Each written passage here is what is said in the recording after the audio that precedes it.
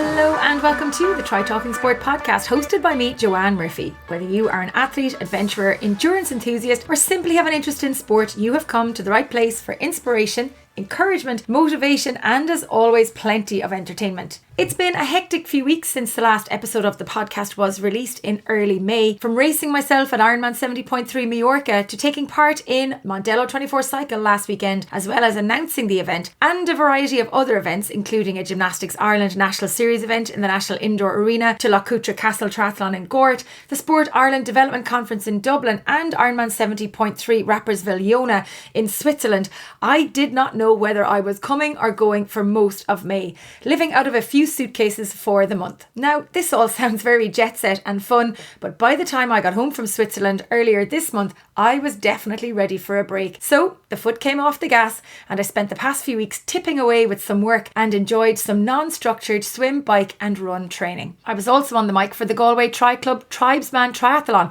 and what a brilliant morning it was. After that event, I shut down the laptop and headed to Cork for some downtime with my mum and sister for a few days, and also went to Inishmore last week on a day trip, which was simply fabulous. Now, I hadn't planned to release this month's episode as an interview, but when the opportunity arose late in the day on Monday to chat with the team from Galway Bay Cycling Club about their experience of Mondello24, I jumped at the chance, and I'm glad I did. The insight shared by the lads and their experience of the event is just brilliant.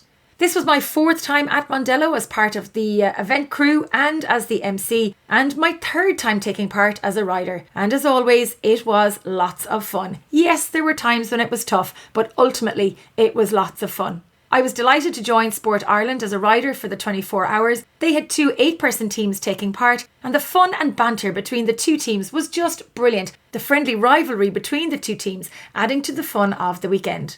For many of the riders on the Sport Ireland teams, this was the first time they completed anything like this. And just like most people who participate in Mondello24 for the very first time, they really didn't know what to expect or how they would manage the 24 hours with limited sleep and still be able to cycle their bike. But they totally took it in their stride and embraced all that was asked of them. Even in the wind and rain on the graveyard shift, the buzz and sense of achievement from the team was palpable on Sunday afternoon as they proudly wore their medals, and I think they may already be queuing up to sign up for next year. Huge thanks to Susan and Paddy who crewed for the two teams. They had them running, or should I say rolling like clockwork, across the 24 hours and did a super job of keeping us all on track. I loved being part of the team for the event. Myself and Nicole Drought, Ireland's top female racing driver, joined Sport Ireland for the weekend and were made to feel so welcome and supported. It really was just a super experience.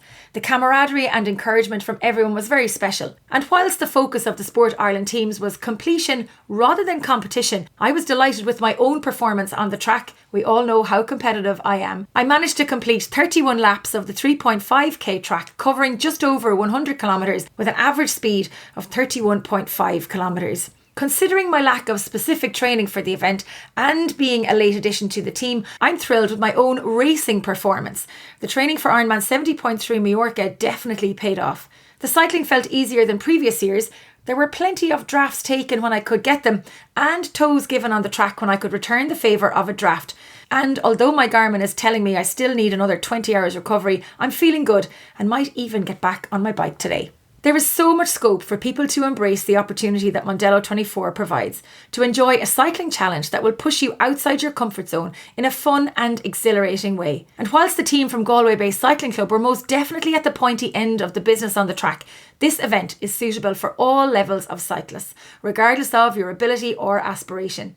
As always, a huge thanks to Nuasan for their continued support of my adventures and especially for the fabulous gifts they provided to the Sport Ireland team members. I certainly made full use of the CBD muscle gel all weekend and have been religiously using the body wash and moisturiser over the past few weeks.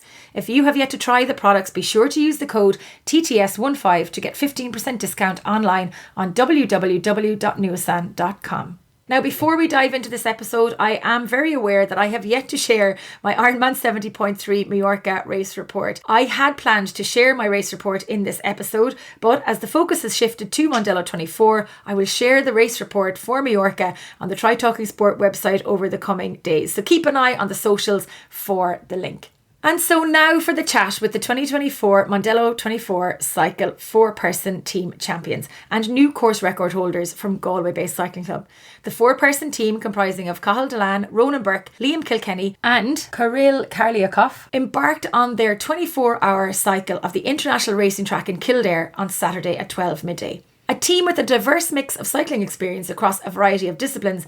They had no experience of endurance racing whatsoever, but that was all about to change. Cathal is the most experienced road cyclist of the 4, cycling for over 3 decades with multiple race and stage wins under his belt, and a man of the Ross. This was his first time experimenting with an event of this nature. Ronan, an avid competitive road racer in recent years and a Ross rider last year, he had also never ventured into the world of endurance cycling. Liam, a former competitive swimmer, and Kirill are both fans and participants of multiple disciplines of cycling.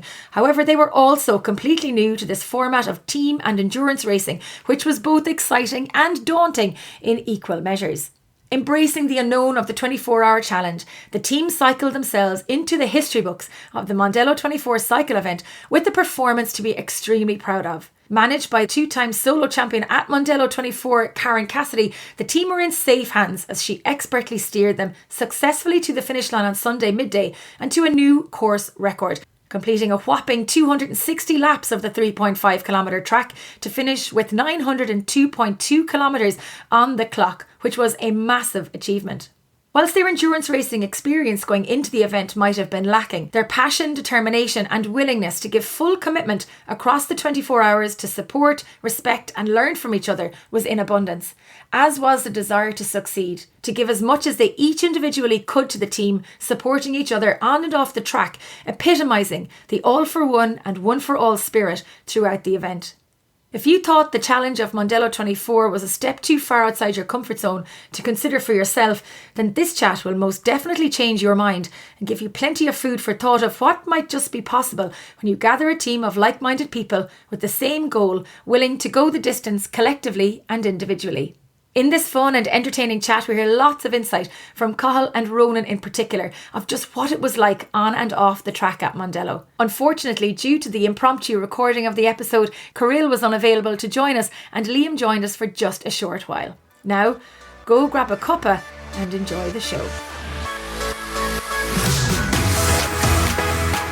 Fresh from Mondello24, we have our 4-person team champions. We've got 3 of our riders from Galway Bay Cycling Club joining us for an episode of the Try Talking Sport podcast. Cathal Dillane, Ronan Burke, Liam Kilkenny, and the 4th man of the team, Kirill Korliakov, could not join us tonight, and neither could the team manager, Cassidy. But we're going to get an insight into the racing and the fun in Mondello from the lads that join us this evening. First of all, Cathal, we're just over 24 hours from crossing the finish line in Mondello. How is the body and the brain today? Not good, Joanne, not good. Some very cranky outbursts in work today, I can tell you. Even crankier than normal. Yeah, the body is not too bad, funny enough. It's really the brain. I'm completely operating on low power mode today. Ronan, you had to go straight into work last night, so which was harder, the last few laps of the track coming up to midday yesterday or going to work for a few hours last night? Going to work. Going to work was depressing. It was like a punishment after what was already at times pretty punishing laps. Yeah, it was tough, but worth it. Liam, how are you doing? I know you are sailing at the moment, absolutely enjoying a leisurely Monday evening. But for you, how was the day today? Were you working today as well? Yeah, I was working today, but I was lucky enough to work from home. So I was able to roll out of bed pretty late. But probably the last thing I was worried about doing the race was getting sunburned. And that was probably the most painful thing today, was just trying to take care of all that sunburn. So lots of sun cream next year. Yeah, definitely. And that to the hotel that we were provided with. I'll make sure it's on the list for next year. Carl, I'm going to come to you first with a couple of questions. Why did Galway Bay Cycling Club decide to enter a team in the first place into Mondello? Well, it's a competition. We love a good competition, first of all. It was a good opportunity, I think, for us to get a few different people from maybe a few different backgrounds together too to enter an event. And it's quite different from anything I suppose we normally do, or certainly the guys who did it. It's different from something we usually do.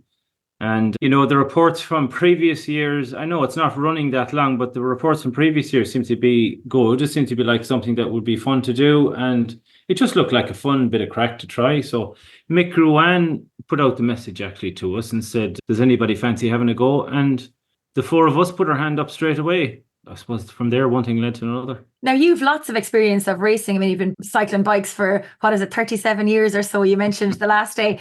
But what was your own personal reason for signing up? Was it to get together as a team? Was it the cycling aspect? Was it the challenge of the 24 hours? Like, what was it that made you decide to sign up?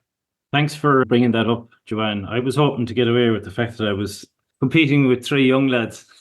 You didn't let that one sneak in. Well, you held your own in fairness, Cathal. Yeah. Again, it's just something different. I suppose I'm at the end of my racing career, if you like it. It's kind of more about fun for me at this stage. So I'm not involved in any serious stuff there now. Those days are over. So I'm trying to do a few different things, and I've done a little bit of endurance stuff this year. I did some of the cycling monument sportifs, and I've done a few other long events, and I enjoyed them. And when this came up, it had that in it, I suppose. The fact that it was a competition too, I always like that element of competition. But I think for me, the fact that it was going to be a team event, that was definitely the thing that attracted me to it, because we don't do much of this stuff as a club, unfortunately. And when I saw that, I thought, yeah, that's definitely something I'd love to have a crack at. But even as a racer, a lot of cycling is solo effort. I know you're in a peloton or in a group, but actually you're racing for yourself, racing representing your club, but there isn't a huge amount of that team aspect to it unless you're in the Ross or something like that. Yeah, there isn't. I mean, at the level we're at in amateur cycling, there's not much team coordination in it, I suppose. But with something like this, it was obviously, it was clear from the start that even in getting ready for this and preparing for it, and then ultimately doing it, it was going to be a bit more than just rocking up on your bike and having a go yourself. It was a very different thing. So yeah, just to be in something with guys together, and then to get to know the guys a bit more. I race with these guys, particularly maybe Liam more so than the other two. But even then, I don't know them well. So I knew by spending a couple of days together, we'd have that opportunity too. And that was all part of it. Definitely part of the attraction. And then Ronan, for yourself, I mean, you're relatively new to cycling. You've been racing for about 3 years or so. I mean, this was completely foreign territory for you. Yeah, I race league races back here in Galway. I have done a bit of weekend racing. I did do the Ross last year, but on an endurance level, no, I haven't done anything like this before. I suppose that's why I signed up for it. I liked that challenge, but also, as Colin said, that you're doing it with others is something to look forward to, and it breaks up the racing, so I can still race it like it's a time trial, then have a break, chit chat with the guys, talk about some tactics, how we're doing, and see how it goes, and hope the legs don't die or don't cramp us. They did early Saturday evening, but thankfully they came back again. You set a fairly speedy pace early on. I think it was in your first rotation that nearly had the cat amongst the pigeons. You were absolutely tearing up the track, which put the pressure on the lads to either stay at the front and try and push harder to gain laps on the other teams that were chasing you. But it worked in the end, Ronan, and the cramps didn't come too early, and you still managed to time trial it every single time you were out on the track. And it would be remiss of me not to mention that you did actually get the fastest lap on the track over the 24 hours and did actually win the prize for the fastest lap during the darkness hours, with only a couple of seconds in between the fastest lap overall and the fastest lap in those darkness hours. Can I come in there, and Joanne, just for a second, and tell the actual truth of what happened? Go on. None of us had done this event before, and we were dependent on Karen to give us a little bit of guidance. So we had this wonderful plan that we were going to start off the laps and we were going to stay at the front of the race. So we were going to just keep an eye on the lead rider and stay in tag with that lead rider. So Liam was first man out, and you'll get to Liam in a second. So Liam did exactly what we said we'd do. He stayed in the first group, but I think in the first lap, a group of 6 riders already formed, and Liam worked with them up and over, did his stint, came in, handed over to Ronan, off he goes, and Ronan just bombed the first lap and just blew everyone off his wheel. And that was the plan A out the window. And I was next coming in after Ronan, and I was like, oh my God, he's gone off on his own. And now I've got to do the same thing, because any lead he had built up was going to be pointless unless the rest of us were going to sustain it. So we were very grateful for Ronan after his first stint. So thanks for that, Ronan. I thought there was going I don't think you were. I thought there was going to be a breakdown in the camp after that first stint that Ronan did, but you held it together. So Ronan, tell me a little bit more about those first impressions on the track and why you went hell for leather. I wasn't thinking, to be honest with you. I just thought, I'm only out for 5 laps, whether that's 20 minutes or 30 minutes. Let's go 5 laps as hard as I can, and then I'll get a lovely, nice breather out. So half an hour on, an hour and a half off was our tactics for a team of 4. I thought it'd be a good idea. Granted, I learned after Cathal would come back from his half-hour stint, he'd be given out and he'd be saying, I had no group. And I was like, could you not find a group? He's like, you left me in the middle of nowhere. It was just, yeah. And look, as it transpired over the course of the 24 hours, there weren't many groups. And if they were smaller. They might have been the solo racers that it mightn't have been the pace that we were hoping for. But look, I just tried to give it my all every time. I thought it might have been backfiring when it came to Saturday evening. Just the 6-8 hours into the race, my legs were cramping and I was trying to eat and drink enough. I was probably over fueling, to be honest, but I was trying to do all I could.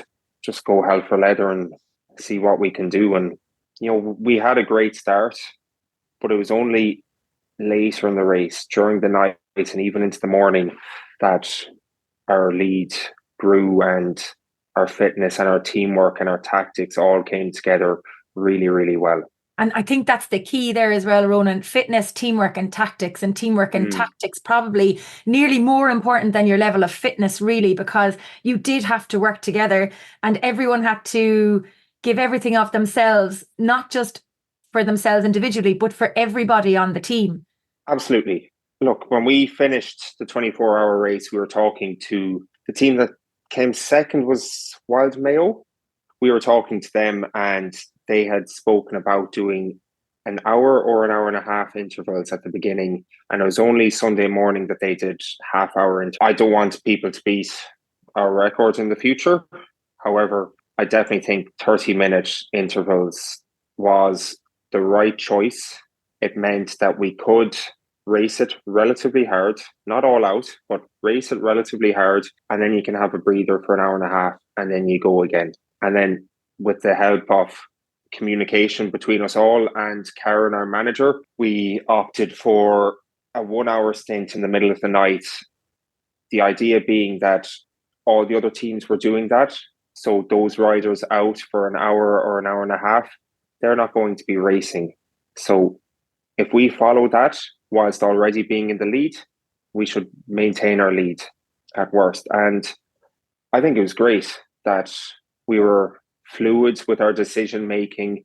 We built that lead early on, and then we reacted to what others were doing in the night, and then we went back and flew it in the morning. We picked up the pace again in the morning. I think it came off the back of Cathal doing some maths and for the first time ever talking about there's a course record that could be beaten here. And instead of enjoying the race and nearly having it won already, it got even tougher for the 4 of us. And Kirill buried himself. One lap came in, he was hanging off the handlebars for 30 seconds dying. Liam was nearly crying with the thought of having to go out for 5 laps as opposed to 4 laps, but we were brilliant.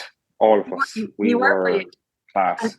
And speaking of, those last laps, I mean, Cathal was out on the course. At one point, Karen had told him 4 laps, and the conversation in the pit was, we're going to get him to do 5, but we're actually not going to tell him till he's at 3.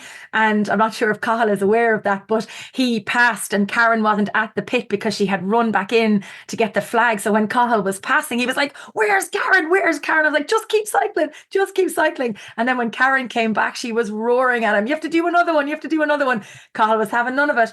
Even though Cathal had wanted to come in after 4 laps, he did the 5 and absolutely emptied the tank to do it, it was amazing to see the level of commitment that everybody had on the track for the result. But that's the beauty of having a team. Sometimes when you ride for yourself, you might just call us and say, I'm tired, I'm just going to go zone 2 or go easier. Not give up, but yeah, take a breather. When you see other people pushing themselves to their limits, it gives you an extra gear. It motivates you even more to be faster again. When you don't think you could be faster, you just try and you keep going, and you don't want to let them down. And for that, I honestly can't wait to do it again. Liam, you had the honour of being the first rider out on the course for the team. What was that like for the Le Mans start? How were the nerves, and what was it like tearing around the track in that very first lap? It was fun. I couldn't help but smile when I was looking up and down the track, and we were all lined up on one side and all the bikes on the other. I still do a bit of running on the side, so I think that kind of benefited me running over to the bike. I think I was one of the first over there. But yeah, straight away, it was like the beginning of a race, like a proper race. Like, there was people out of the saddle straight away, and a group formed pretty immediately, a group of 7 or 6 riders, and we were the first group who kind of start working together and went around the course. And then my plan was then, coming around for my last lap before I pitted, was to attack just about 1 kilometre or so before coming in, just so when Ronan, our next rider, went out, he wasn't kind of chasing on to them. He was able to just roll out straight with them. And sure, then he ditched them. Yeah, he ditched them immediately then, so there was no point in me doing that at all. And Liam, tell me, what was more daunting about the race for you? Was it the thought of the 24 hours, or was it the thought of the commitment required to stay on your bike and to keep giving more and more every time? I would say it was the second one. I had no idea what to expect, but I wouldn't say I was daunted by the race. I was like, I loved the variety of doing all sorts of different cycling, and this was just a cool event that I was really looking forward and excited to do. And I had no idea what to expect. The most daunting part was definitely when we believed we had the win coming into maybe the last 4 hours, but now we were chasing the record. That was the daunting part. As Ronan said, Karen told me at one point, okay, do 4 laps now, and then when you come back, you'll do 2. So I did 3 really fast ones, pitted, and I said, sure, that's fine. I can do that for another 2. But because I'd gone too fast, I had saved too much time. So I had to go and do 5 instead of 2 the next time. So it was daunting at that point. But before the race, I was just excited and looking forward to doing it. And what did you think it was going to be like? Oh, what did I think was going to be like? I really had no idea whatsoever. Probably exhausting, and I was right. But it was funny. Like, at times during the night, our energy levels definitely perked up. At around midnight, we started doing 1-hour shifts, and it kind of died around then a lot. When you went around the pits, there was lots of people sleeping. But funnily enough, I think at 3 a.m, we decided to do our sort of flying lap for the fastest lap competition. So I went around with my one, because my only opportunity to do it was at 4 a.m. in the morning. And I did my fastest lap of the whole race at 4 a.m. in the dark. And I got it. And I was very excited until I knew Ronan was up next, and he smashed it by 4 seconds. But that completely picked up our spirits. And you can imagine already racing for 12, 13 hours, and the mood is down. It's pitch black. We're all pretty tired, but the mood is completely lifted, and we all start doing out amazing lap times at 5 a.m. in the morning. So it was great. Can I just add, I did not partake in that nonsense. I let these 2 spring chickens off. I was actually fine during the middle of the night. I was grand. I could see the 2 boys were wilting, and they were getting a bit on the cranky side, Even Ronan, who's normally very placid. There was a few short answers, and even Karen commented on this, and the 2 lads started bantering and, a bit of competition between the 2 of them, saying who was going to get the fastest lap. And I was just laughing. I had no intention of doing that. And because I knew I wasn't going to get it for a start. And I just said, what's the point in just killing myself? And the 2 lads went out and tried to beat each other. And straight away afterwards, they were buzzed. They were fine. They were re-energized. Things were good. The mood was good again. And it actually worked. And I was looking at Karen, and she could see what was happening there. And she let them have that fun, and she was bang on. She was right, They needed something like that to kind of lift the spirit at whatever time it was, 3 or 4 o'clock in the morning. I think it was 4:43. Ronan set the fastest time during that darkness period of 2200 to 0500. Ronan, do you want to jump in there? Just the question about you asking Liam, what do we expect?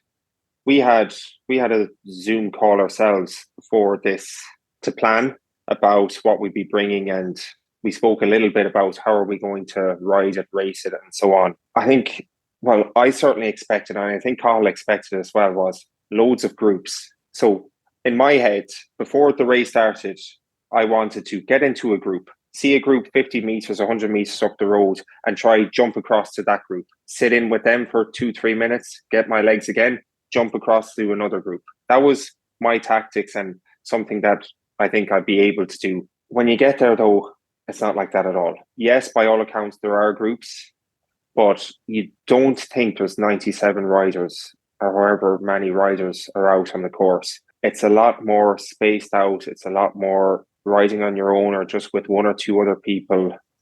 And for that, I think it was tougher than what we expected, because we did think there'd be nice rotations, fast moving groups. There wasn't that. All I did every 30 minutes was time trial and just stay as small as I could, stay in slipstreams, just try pick off person by person, keep going around. You know, I'd say the most I sat on the back of a group was for 10 seconds before then going again. But that tactic was based off our 30 minutes on, an hour and a half off, and my perceived capabilities. And I know I said it before, but I really think that tactic, that plan we had, allowed us to win the race compared to others who thought resting for 2-3 hours is more important than leave a rider out there for 1 hour. We might have lost 10 seconds per pit. But also, as Liam had said, we had this plan before of every time we were doing our last lap to try attack a group, if we were within a group, to get ahead of it, so that it's easier then for the joining rider to get slipped back into that group and not lose any track. And yeah, I think, you know, we had a few hiccups, but over the course of the 24 hours, we were pretty flawless.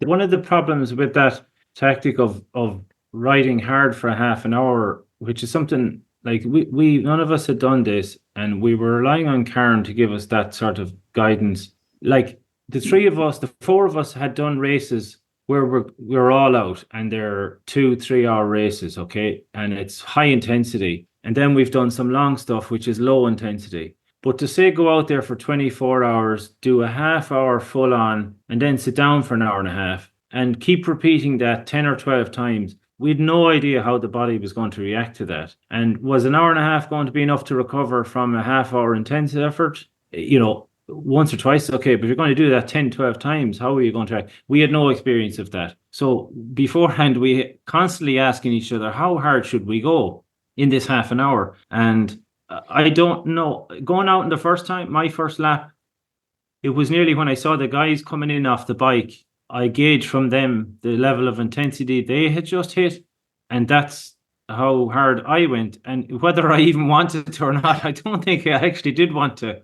But like Ronan said, I didn't want to be the one to let the guys down. So it kind of set the tone, and it was like, God. So when I came in after the first lap, I said, I don't know if I can do this 12 times. But it worked. And that was a big learning for us. We'd not done anything like that. So to learn how, it was very interesting to see how you can go that hard and then you can recover and you can keep repeating it. That was interesting. And the recovery piece is so important. You know, we had said before that cycling was the easy part of it almost. It's the recovery is the bit that's going to be the hardest. Would you still agree with that statement, that the recovery was probably the hardest bit of it, and trying to make sure that you had enough recovery and refueling done to be able to go out and deliver a performance every time? Yeah, was recovery the hardest part? I mean, who doesn't like sitting down in a chair and being served food up? I don't think you could call that hard.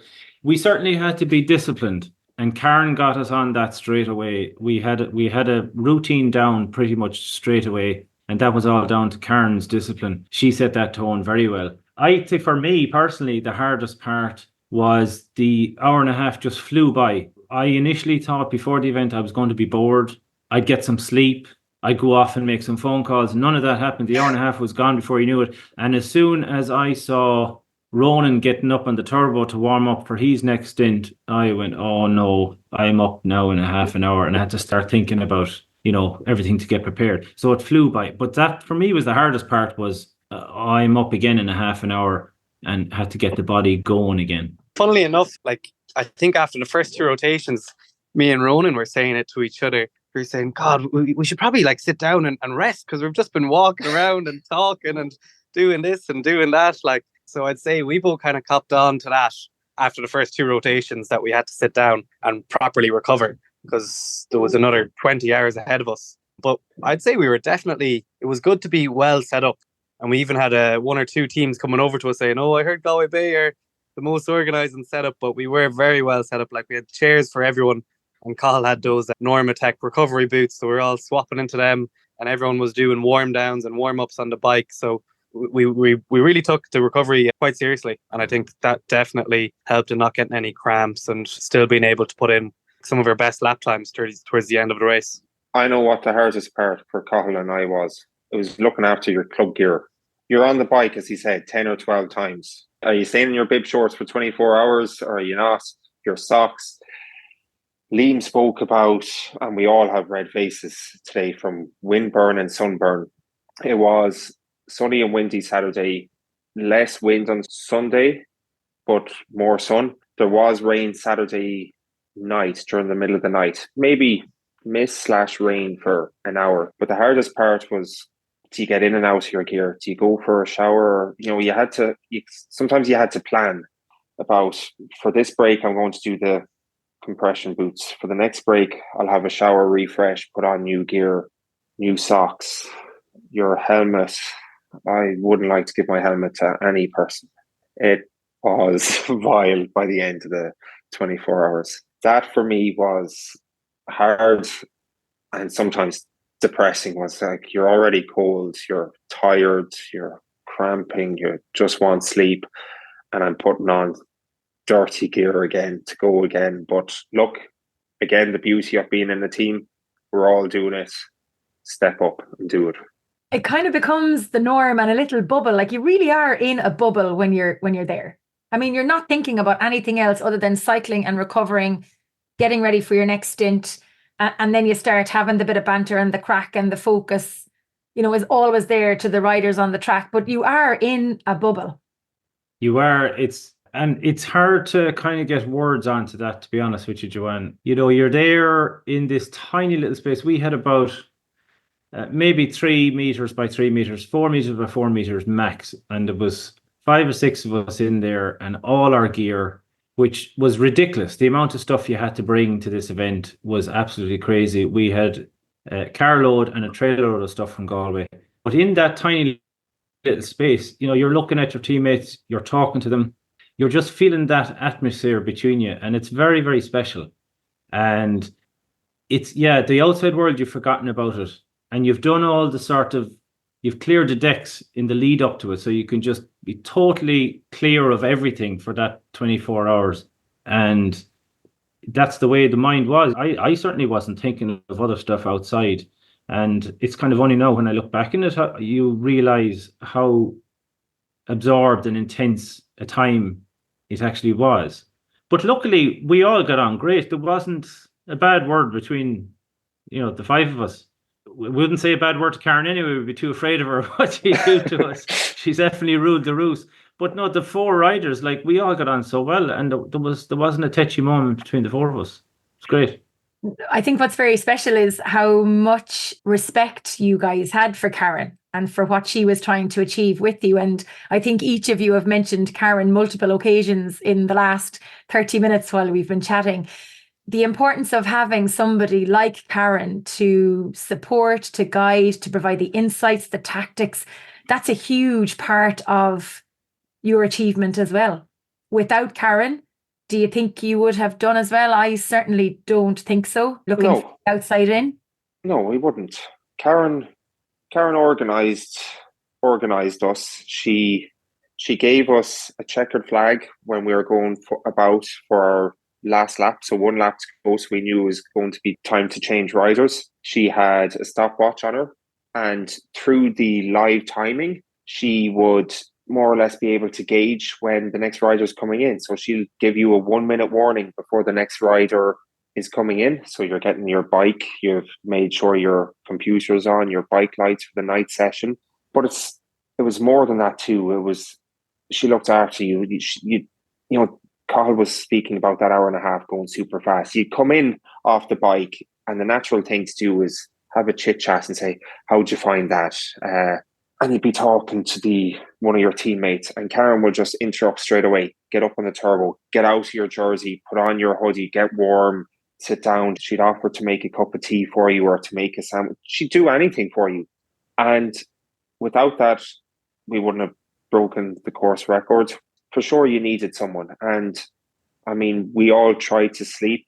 I'm not sure all of us did sleep, but Karen didn't even try to sleep. Karen was up for 24 hours, completely selfless. And I know we're all really, really grateful for it, because we were struggling to find someone to assist us. And she stepped up, and not just that, with her experience of doing it before, she knew the crack. And I'm delighted I was able to meet her, and delighted to be able to do it alongside her. Even if she wasn't a rider, I'm thrilled and proud. The simple fact is we wouldn't have won, and we wouldn't have got the record without Karen. There's no doubt whatsoever. I give you a couple of little insights into the level of detail and planning that Karen goes to. You know, she drilled into us in a chat before the event the importance of getting the pit changes right. And I was kind of listening to her and going, this is cycling for 24 hours around the track, and you're talking about getting a pit down to a T. Like, this is not Formula One. You know, how is it going to be that important? And it came to the day, and she was so focused on the pit changes. Like, the rider on the track wears a wristband. When you come in off the track, you have to enter the pit lane, and you have to hit a maximum speed of 30 kilometers an hour. And we had about, I'm not sure, maybe it's 300 meters of a pit lane to get to our garage. Karen takes the wristband off the rider and puts it on to the other rider. But she was so insistent that this was done so fast. And when we actually looked at the maths of it, if you were to lose 15 seconds per pit change, it doesn't sound like an awful lot. You know, you're out there for a 24-hour ride. We did 50 changes, okay? And ultimately that, if you did that from the 50 changes, you would lose yourself 12 and a half minutes, which is a huge amount of time and distance on the track, you know? The other thing was when we were coming down the last hour or two, when we were chasing the record, Karen was actually out on the side of the pit lane with a pen and paper doing some maths. And she was trying to figure out a plan as to rotation for the last hour and a half. And she had it down to a T. And she did that on her own. But the thing that got me most about the way Karen did her business was she was absolutely calm.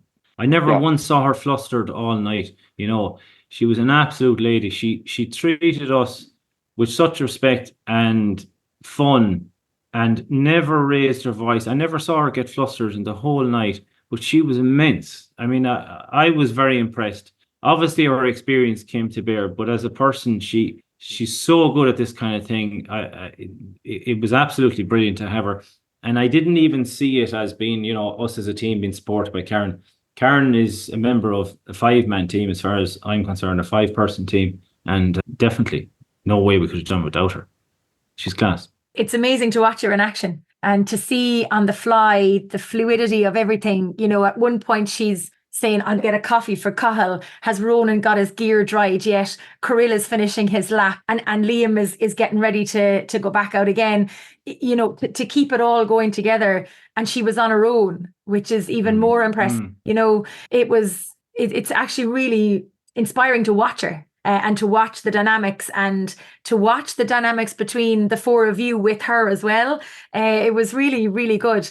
So fair play to Karen, because, you know, it's not an easy task to come in and to crew for 4 lads you doesn't really know. I mean, I know you didn't really know each other, but she certainly didn't know ye at all. But I think the amount of respect that you guys gave her as well was something that was very special. And there was a lot of mutual love out there, even when she was asking you to dig deeper and to give more than you possibly could. But she's so experienced in this too. That was that was really helpful. You know, we had to place our trust in her, but it was obvious we could, because she has years of experience of this kind of thing. So it was great to have somebody with that experience on our side, because we just took it as the guide and we just did what she said and it worked. So and I can't imagine, Cathal, that you do everything that everyone tells you.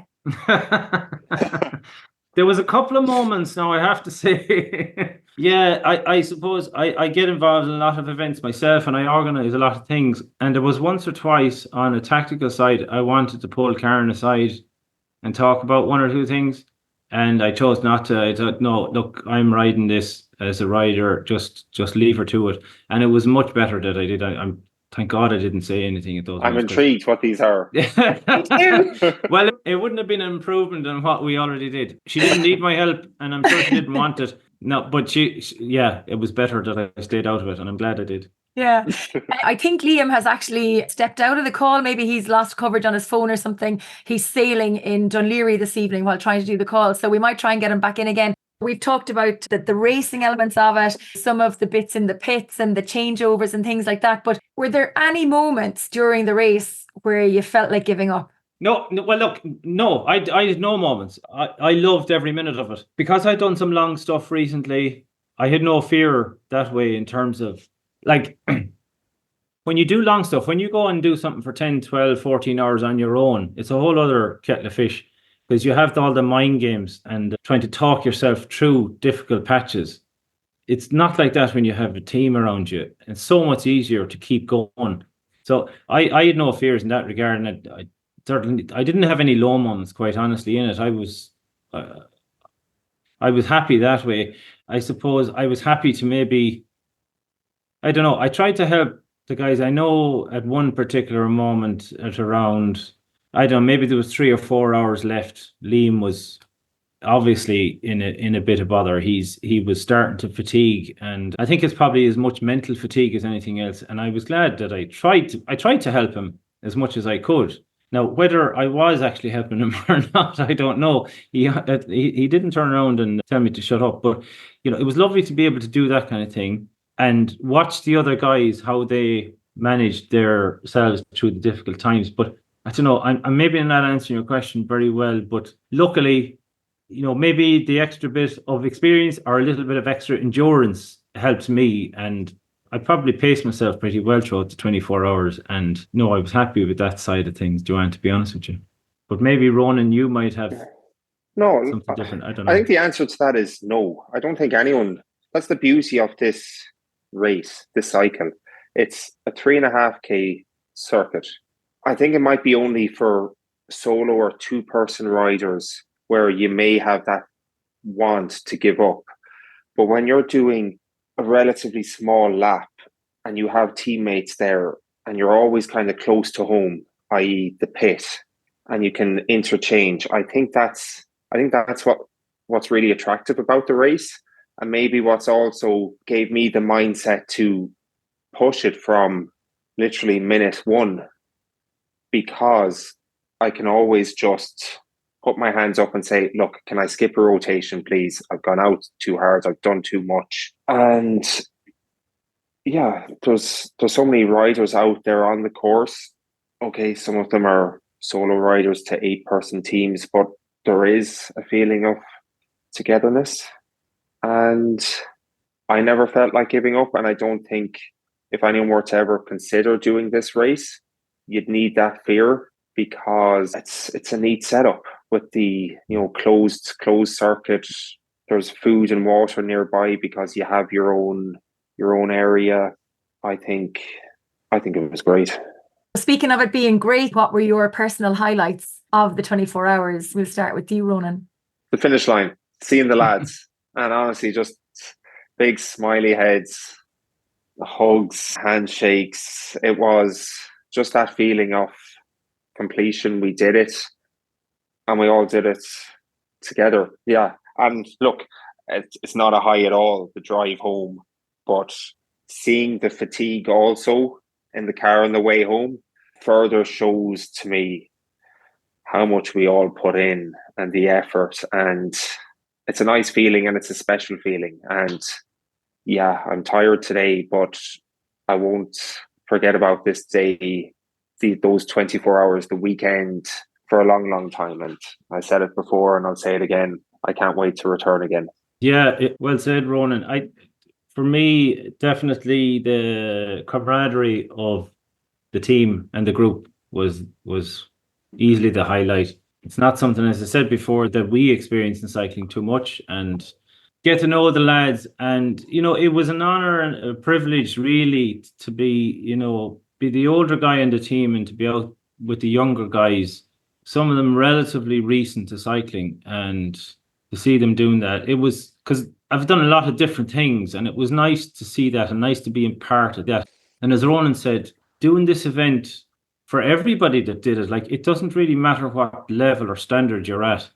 The four of us did our best. Like, we gave it everything, and you could see we were all putting it in, and that was nice to see. The crack beforehand was great, and getting ready for the event and traveling up that day, just, I suppose that's all about hanging out together again. And I don't know, maybe I'm in the wrong sport.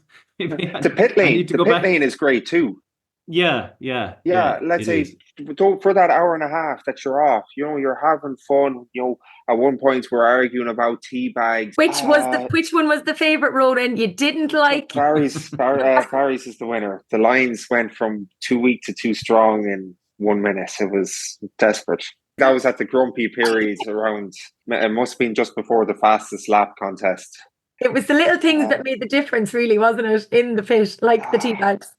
Yeah, it was. And Karen to be selfless again, and you're wrecked, and she's telling you to rest, and you're trying to rest, but then you want a cup of tea, and she'll make it for you, no bother. And then also there's other teams, so you're chit-chatting away with them, and it's good fun off the bike and on the bike. The nighttime was fun as well. Night riding is something few people get to experience, and the all of the families and all the spectators are gone at that time. It's very quiet. There's even a lot of riders gone upstairs for a sleep in maybe the 8-person teams, or having a longer break. The garages become quiet. Pit lane is dead quiet, and it's dark out there. And even in our pit, like, Ronan was having a snooze, and whoever, Liam or Krill, was on the bike, and Karen was there, and it's something eerie about it, but it's wonderful. And you go out on the bike then on to do your stint, and pretty much all you can see is red lights everywhere. The back of the lights in the back of all the bikes. You've no outline of a rider or anything like that. You're just following red lights, and it feels like you're going a million miles an hour. Of course, you're not. You go slower at night. It just feels kind of fast. But there's an eerie quietness about it. It's nice. It's wonderful. And then, of course, when the sun started coming up, that's really special. And then we had, that's another part. One of my favorite moments of it too was when we were on for the record. I'll be honest with you. I was calculating the record in my head after about a third of the way through, or maybe even a quarter, and I was trying my best not to say anything about it. I said it to Karen. I said it to Karen at one stage, and she gave me the evils, and she just told me to shut up and basically stop talking about that and go back and eat some whatever it was, rice.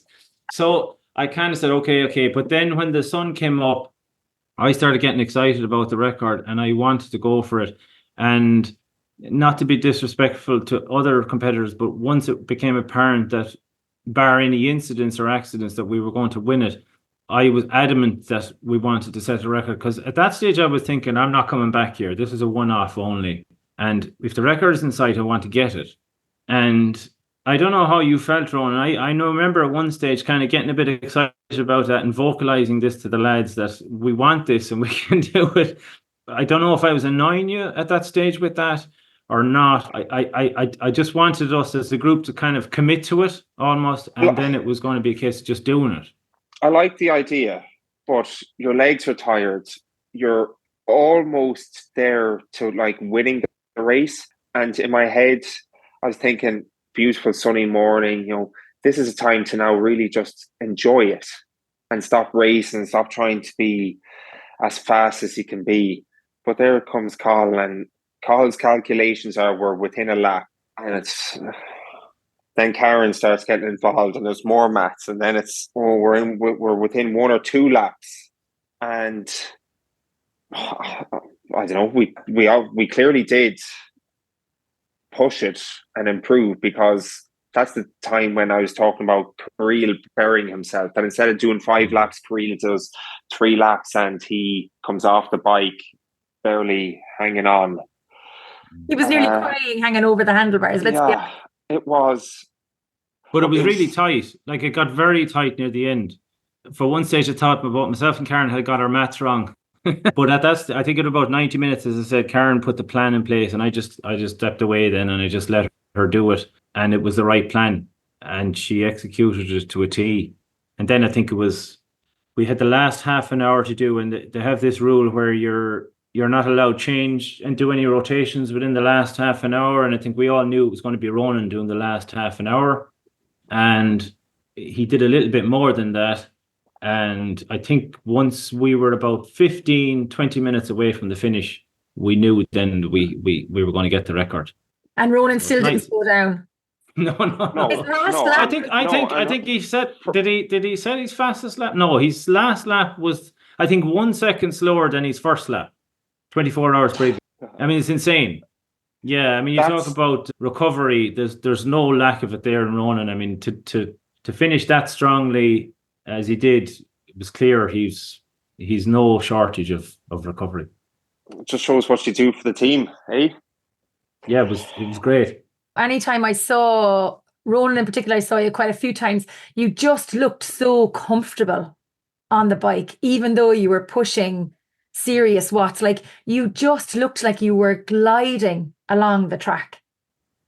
That's, again, where it comes to, I'm doing a race-like effort for 25-30 minutes, and I don't know how my legs are going to recover after the 4th, 10th time I do this, but let's try be as aero. Let's just push it and see where it goes. When we broke the record, though, where are the other 3 lads and Karen? Loading up the van. Yeah, I'm going around, and it's probably the one time I'm passing the pit wall with my head up, looking at the people, expecting a clap or something. No one's there. They're already ready to go home. Someone has to do the dirty work, Ronan. That was another thing. You didn't do my gear. I had told them to make sure they tidied up so that you would be ready for the prize presentation, and we did have a long drive back to Galway. So I was thinking of you when I did suggest to Karen that when you had riders finished, that you got yourselves tidied. Yeah, no, but the last couple of hours too is nice atmosphere. All the spectators come in, families and friends are in there, and I definitely remember on my last stint coming out of the finish, the last bend before the finishing straight, and hearing the wave of shouts and cheers and claps. And it does push you. You know, you dig in. Yeah. Unfortunately, there's no one around the other side of the track where it's hilly and windy, but that was lovely to experience that too, you know. Every, whatever it was, 5 minutes you were coming around, you get this great cheer. It was a lovely buzz to the end of it. And it's safe. It's safe. You know, let's say if anyone is apprehensive of doing it or thinking there's fatigue, there must be loads of crashes over 24 hours or during the night. It's a safe race. It's a big, wide open track, and yeah, give it a go sometime if you're anyways tempted. Do it. Before I talk to you about going back there, I just want to mention Kirill's highlight, because unfortunately he couldn't be with us tonight. This was such a late call to record the podcast. So he says, for me, the event was a complete mystery beforehand. How does that work? What about recovery, sleep deprivation? I had pretty average expectations for myself. However, as soon as I saw Ronan and Liam's times, I knew that I have to give the guys everything and I have to make the win. And God knows I tried, especially the last couple of shifts. The most memorable and exciting was the graveyard shift, when you're rolling in a group, sweeping through corners with no braking. They are illuminated only by bike lights, and bang on the last lap you see the first glimpses of sunrise. I would probably repeat the whole stuff just for the night ride again. Class. Yeah, he's right. I loved, even though it was raining for a lot of the times that I did the graveyard shift, your senses are so much more heightened when you can't see properly because of the darkness. You're watching out for everything. You're listening for everything. You're even more attuned to the wheels coming up beside you because you can't really see their lights coming up, but you can hear them. And then when you're going around those bends at pace, you're looking for the cones. Like that's literally all you can see is the lights in front of you, the cones either side of you on the corners. And then at some point as well, you can see the other riders coming towards you on the other side of the track. So I definitely loved the night riding part of it, despite the rain. You've both mentioned, and still no sign of Liam coming back, which is a pity, but you've both mentioned potentially going back to Mondello. Will you go again to try and make 1,000 kilometers in the 24 hours, considering that you Joanne, did don't. 902? It's not possible. No, it's not possible. 902.2 kilometers. Is We're not even. Cathal, We haven't is even- we haven't 1,000 kilometers achievable? It's not possible. We're not even not 1 think day so. recovered. Will you give us a break? But this is when you sign up. It's like, ask Karen, she'll tell you it's like childbirth. Is it? Do you think is it achievable to hit 1,000 kilometers in the 24 hours? That's averaging 41.5. Personally, I couldn't care less, to be honest with you. It was wonderful to get the record, and when we're in that moment and we have a sniff of it, there was nobody as competitive as me in that moment. But honestly, I don't care about that. It was all about the experience. Winning it was fantastic. Especially proud for the club, and we had fantastic messages of support. And I know there was some people in the club following it as we were doing it throughout the 24 hours. You know, that was lovely to have that connection with the club. So it was all about the experience for me. Very different from anything else I've done in cycling. I should mention as well that there's a very good gender balance in it. And I say that because coming from a road racing background, it's very heavily male dominated. There's a lot of egos at times, you know, there's not as much chatting. This was a very friendly event. As Ronan said already, people chatting to each other and talking to each other, helping each other out. It was just a lovely buzz to it, you know, and I think for that reason alone and the camaraderie with the teammates, I would go back. I might go back and do it a bit easier. Take an easy approach. Just go around and enjoy it. We could send Ronan out on a solo effort and we put in a team of 8 from GBCC next year. We can all support him in the pit lane. I'll be back. The question for me is, I'd love to do it solo, but the team feeling of the 4-person and the thought that you can kind of be a bit more free and just race and have fun too, and maybe go for the fastest lap, and then you come in, you get to have, when I make the tea, a good cup of tea, a bad cup of tea by others, you can eat some food, you can have some chit chat, you can meet new people from different clubs, from different walks of life, you can go for a shower, you can go to the toilet, versus the solo is a lot more driven in, a completely different sense of keeping everything steady and probably having planned breaks, because you might have a family member, a crew member there at a specific hour to give you a hot drink or a hot microwavable meal. I would like to do it again, maybe with the same 4 guys again next year, if it were doable. I don't know if the club would like to mix it up, or indeed the 4 guys may have different plans next year, or maybe away. You never know what's in store for us all, but I'll be back in some sense.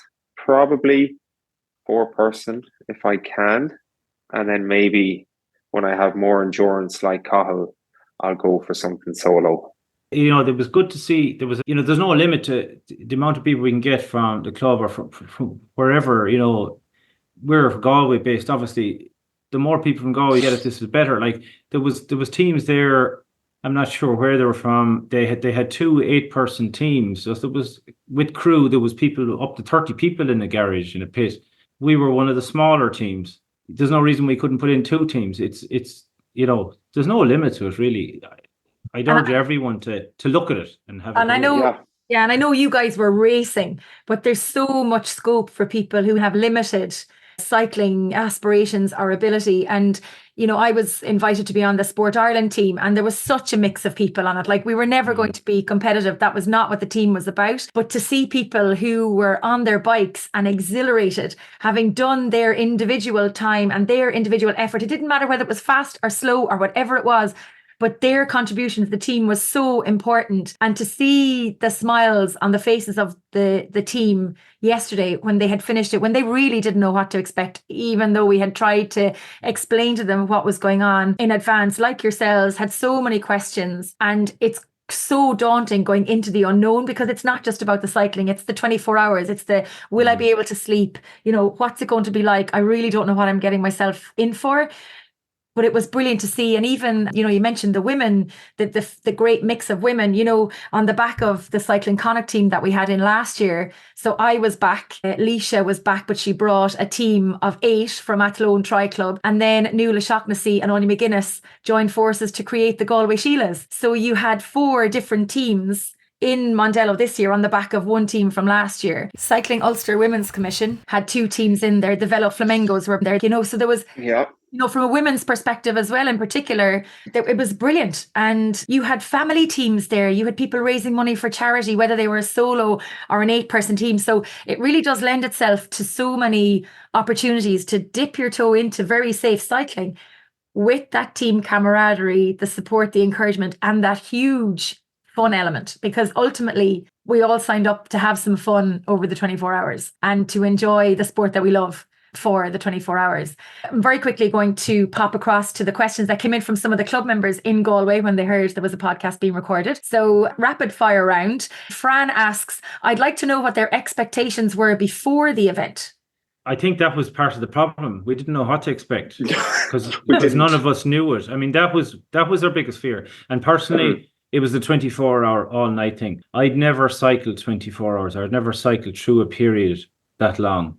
I've done 13-hour cycles, but nothing more than that. So for me, that was the biggest roadblock in my head, was how am I going to get through a night without sleep, or am I going to get sleep? And I couldn't, like, Karen herself has done long stuff. Like, people go out there and cycle for a couple of days, and I just couldn't get my head around how can you stay awake for 24 hours or longer and cycle a bike. I actually thought you might fall asleep on a bike. And what I didn't realize is that you're just full of adrenaline, and it's just, the body is amazing. You can do amazing things and you can just keep going. Of course, we crashed today, and, you know, we're paying for it today and probably will for several days to come. But yeah, I'd say it's the 24-hour thing was my biggest fear, but that's knocked in the head. So another one chalked off.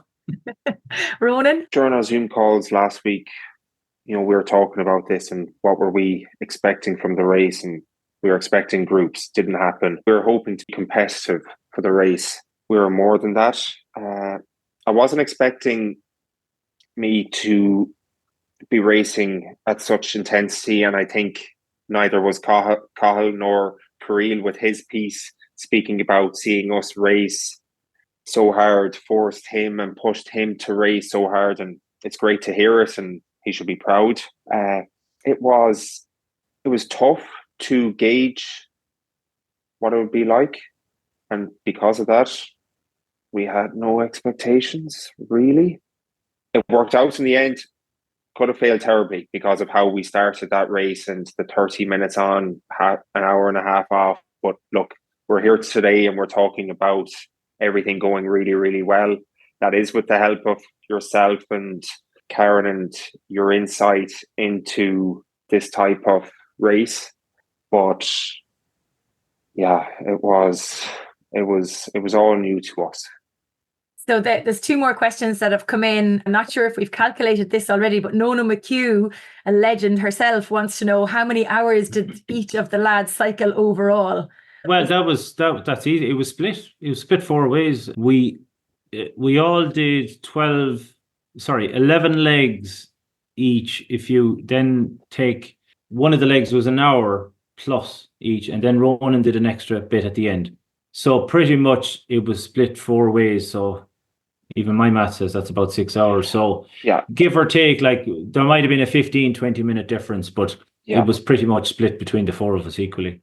And then Colin Murray says, those were phenomenal average speeds per lap, but did the four lads have to train for endurance, including the sleep deprivation, or did you have to train for the speed? Mondello24 it's a friendly competition, so I didn't train for it. I hoped to push myself to new limits in that sense. I'm delighted I was able to succeed in that sense. If I wasn't, I wouldn't have been too worried either, because it wasn't that serious a thing, and it was more about completing it than going full tilt at it. So yeah, that's my thoughts on it. Yeah, sleep deprivation training. We probably, if we did do sleep deprivation training, the night before the event. Both myself and Ronan met in Galway leaving. And how was your night's sleep last night? And he says, I got to bed at 12 and slept for 4 hours. I was the exact same. So the plan of having a lovely long sleep the night before went completely out the window. If you are doing this, my advice would be prepare a week in advance, not the day before. No, there was no particular specific training. I mean, if you certainly have to be reasonably well trained, or you have to do consistent cycling if you're going to take on a challenge like this. But there again, as Ronan said, it depends on the team you're in. If you're in a team of 8, you'll get longer breaks. There was people there having 3-4 hour rests.